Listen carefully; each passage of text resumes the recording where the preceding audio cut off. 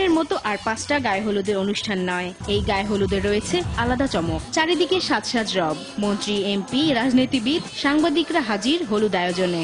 হবেই না বা কেন, মন্ত্রীর গায়ে হলুদ বলে কথা। চিরকুমারের তকমা ঝেড়ে ফেলে অবশেষে মন্ত্রী গায়ে হলুদ ছোঁয়ালেন। 67 বছর বয়সী রেলমন্ত্রী জীবনসঙ্গী হতে যাচ্ছেন 29 বছর বয়সী হুনুফা আক্তার রিক্তা। গায়ে হলুদের এক ফাঁকে মন্ত্রী সাংবাদিকদের জানান, প্রধানমন্ত্রী শেখ হাসিনা দম্পতিকে শুভেচ্ছা জানিয়েছেন। বললেন, বিয়ের জন্য বয়স কোনো বাধা নয়। মাননীয় প্রধানমন্ত্রী আমাকে প্রাণ ভরে দোয়া করেছে।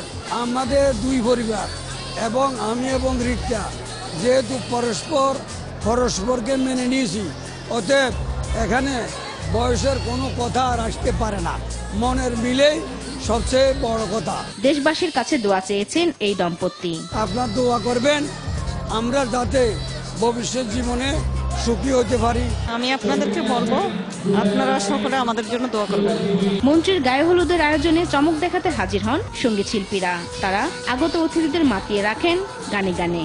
আগামী 31 অক্টোবর বিয়ে এবং 14 নভেম্বর জাতীয় সংসদ ভবনের LED হলে হবে বিবাহোত্তর সংবর্ধনা।